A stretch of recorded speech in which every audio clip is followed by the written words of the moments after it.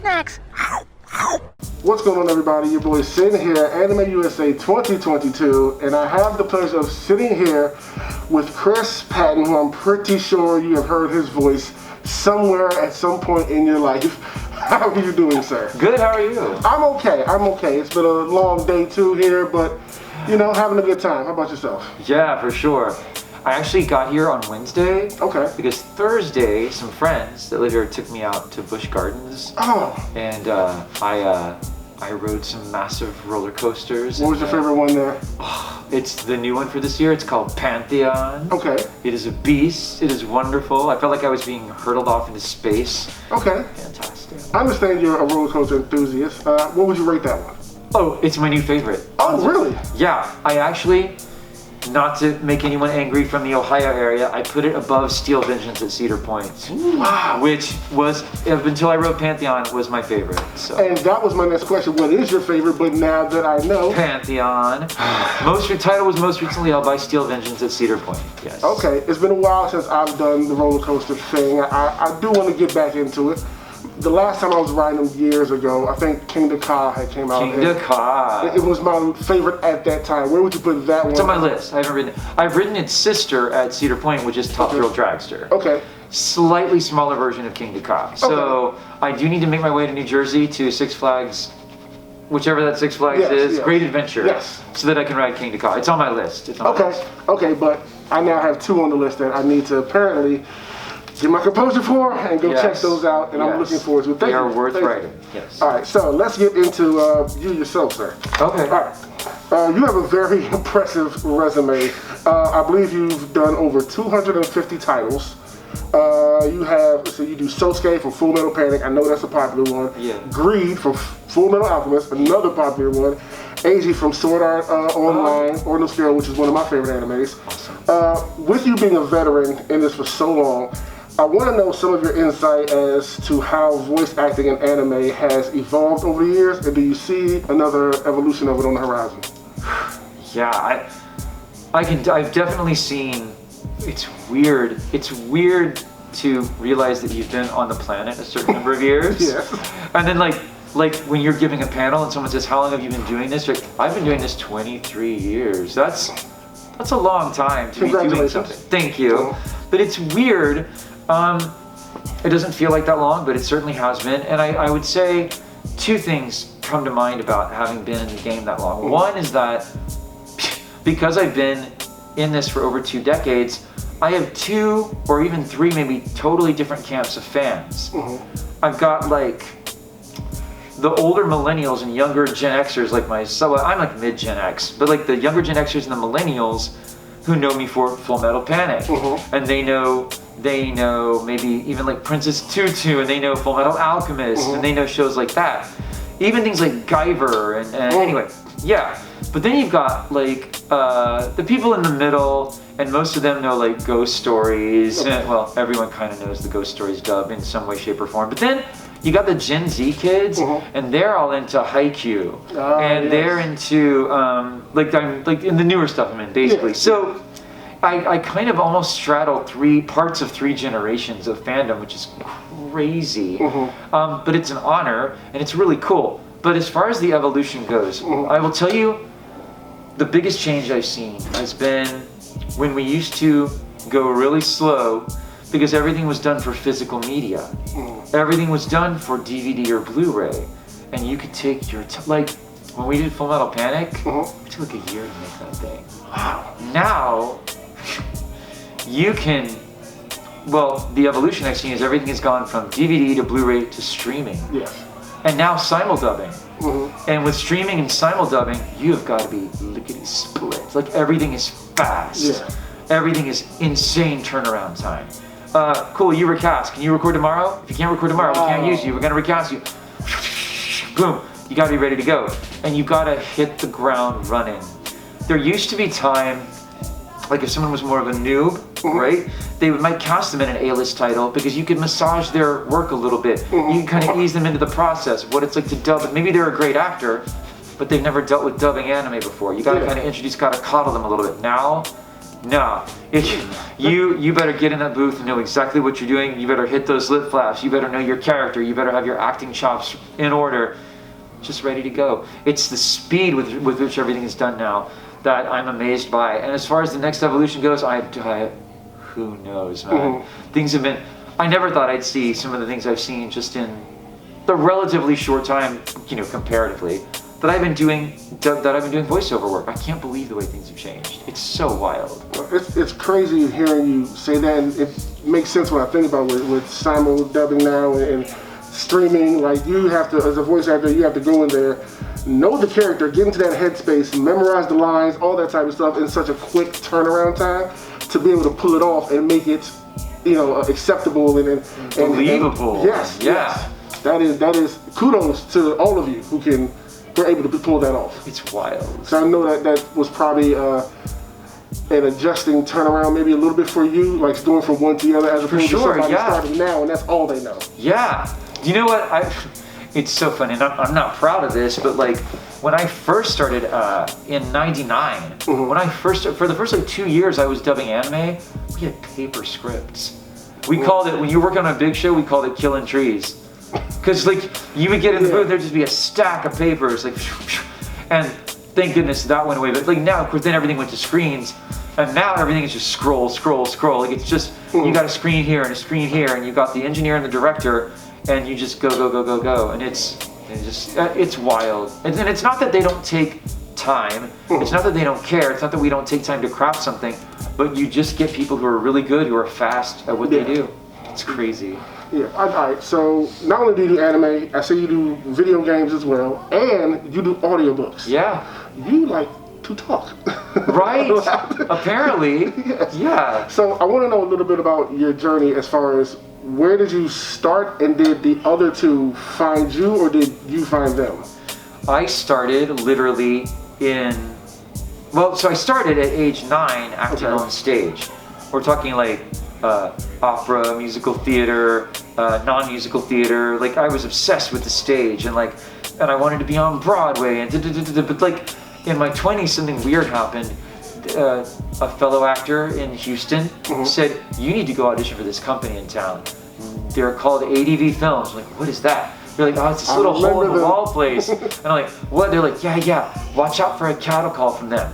There was this punk rock newspaper in Houston called the Public News. On the back page said, local company that dubs Japanese cartoons into English, seeks actors. I'm like, that must be that thing I've heard about. I go and audition for this place called ADV Films before they became ADV Films. And I went in and auditioned, and they're like, you're pretty good at this. We're gonna start calling you in. I'm like, sure you are. They did. They called me in, and the first thing I ever worked on was Master of Moskiton the Vampire. I had 3 lines, and I died. Okay. And I was like, oh, this is fun. And they're like, you're really good at this. And they started calling me in for bigger and bigger roles. My agent found out about it. She's like, voiceover isn't relegated to what you're doing over there for ADV. And then I was like, I started doing commercials, and I'm like, wow, this is crazy. I'm obsessed with reading, and I'm obsessed with books, and I knew that audiobooks were a thing. I'm like, I want to get into that. Okay. So I created an audiobook demo, and I just started submitting it to big publishing houses, and they're like, we want to use you for our audiobooks. A couple of years later, I've got 130 audiobooks under my name with with awards and everything, and I'm like, this is crazy.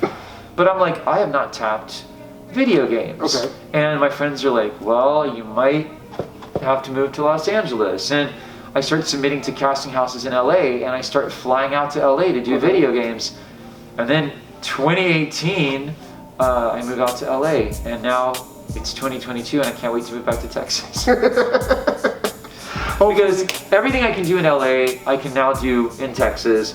And especially as a kid and as a teenager, I loved Los Angeles. I loved visiting. It was great. It was cool to live there for a couple of years, but I miss Houston, and I'm just kind of done with LA. And what did we learn from the pandemic is a lot of stuff you can do from home now. Technology's come a long way. Yep. Yes. We sure did learn that. So out of those 3, which one would you say is the most challenging? This is how I describe it. Dubbing anime is the most technically challenging. Okay.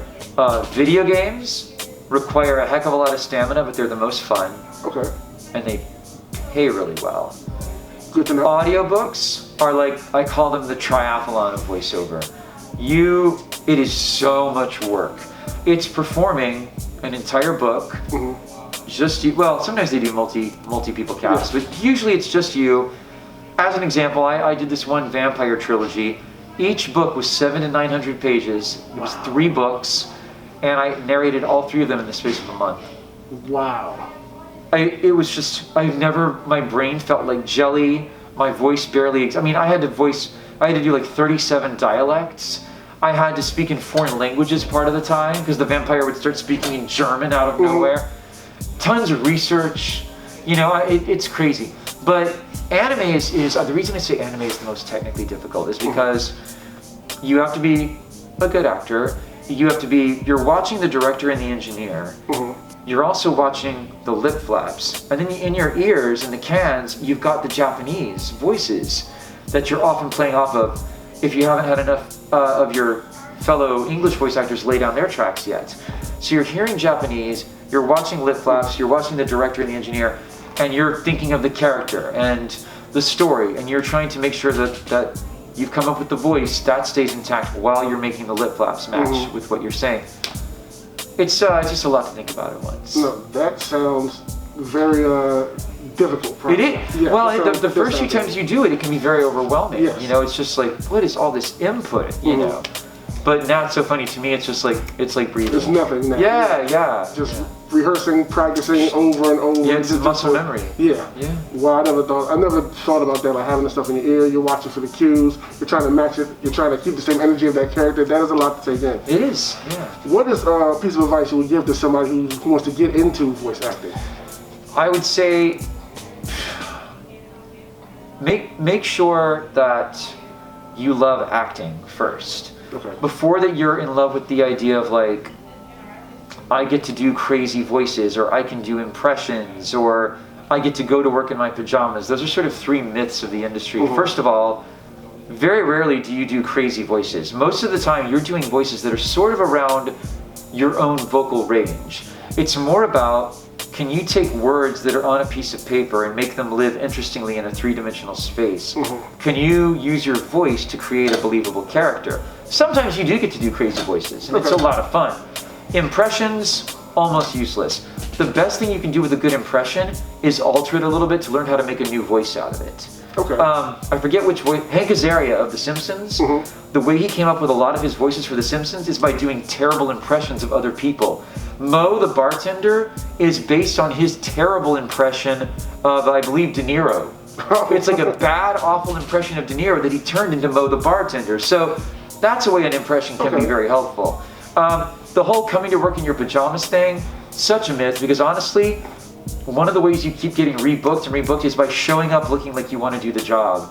And if you show up to a studio, like in your PJs and loafers, and you're like, got a cup of coffee, hey, let's record some anime, people will never hire you again. Yeah, you still got to be professional. You got to show up like you want to work.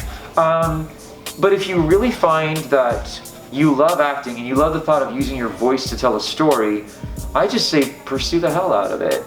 And don't let anything get in your way. And you're going to have doubts about yourself. You're going to have imposter syndrome. You're going to have anxiety. You're going to worry about what this, that, or the other person thinks about you. And you have to just keep bulldozing through. Hey, I can't agree with you anymore. You have, like I said in the beginning, you have a lot of stuff under your belt. Yeah. Is there a franchise out there that you would like to be a part of that you haven't gotten to be a part of yet? Yes. What is it? I might really want to be a secondary character in Chainsaw Man. Okay. I might really want that. I know we've announced the 4 main characters. I am not one of those. Congrats to those 4. One of them I actually know very well, and she's a lovely human being, and I'm so happy for her. But I might want to be in that show. Okay. Yeah. Okay. That's one that's very much in my cerebellum at the moment. So hey, Joe, let's get that hashtag together. You know? Let's get that hashtag together. Let's see if we can get him a Chainsaw Man. Also, though, I'm always down for anything that's slice of life. I love slice of life. I love slice of life, and I love vampire stuff. Okay. Those are all things that recently I got to do a slice of life show called Sasuke Miyano. I was just sort of a tertiary character, but it was just this very wholesome little slice of life show, and I've gotten to play a vampire. Cool. So we've manifested that. Now we need to manifest some Chainsaw Man. Okay. Or something along those lines. I don't know. Okay. What is your favorite anime of all time? My favorite anime of all time is Cowboy Bebop. Oh, okay. Another Classic. It's a classic. Kind of an easy answer, but it's so good. It is. It's so, and I think it set the gold standard for what dubbing was going to become. You know, and that was right before I got in the business. You had like Steve Bloom, and you had Wendy Lee, and you had was it Bo? Oh my God, that triumvirate right there, that cast, man. And then the artwork, the music, the soundtrack. That was one of the first anime I just sat down and watched, and I'm like, oh, this is not the Speed Racer I watched when I was 5 years old. Wow. Like this isn't, like I saw how incredible anime could be. I tell people I didn't feel that way when I first saw it. And I think it was so many people were just building it was hype, right? Yeah. And I sat down to watch it, I was like, I don't get it. And then like a year later, you know, having a cold or flu, and I sat down to watch it, and I was like, oh, I get it now. Yeah. This is, what was I watching last time? What was I looking for? This is great. Yeah, it's a great show. It is. It really is. Set the standard, man. All right, so my final question, we're loading snacks. A loading snack is a snack you can eat while you're gaming that won't ruin your controller. What would you say is one of your favorite loading snacks?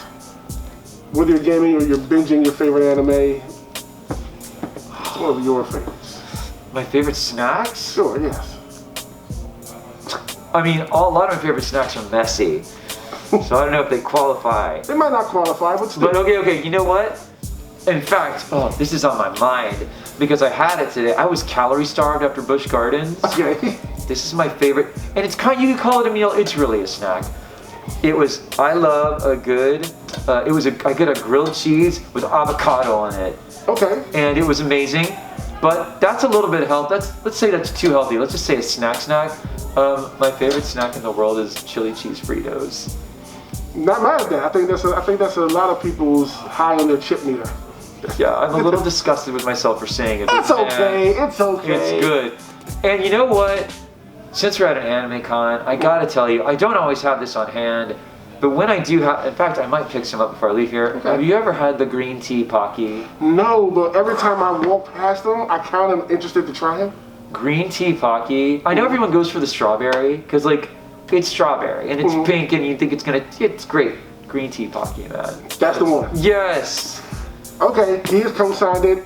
I'm picking up a box. I might join you picking up a box if I leave here. And it's not messy, so... That is definitely, yes. That is definitely a low snack.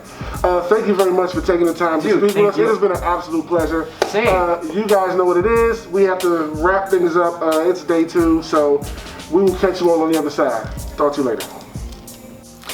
What's going on, everybody? Did you enjoy what you saw? Of course you did. So if you want to help us out and support us, here's what you can do. On whatever platform you're currently streaming us on, just like, share, and subscribe. Then head over to patreon.com/loading snacks and become one of our patrons there.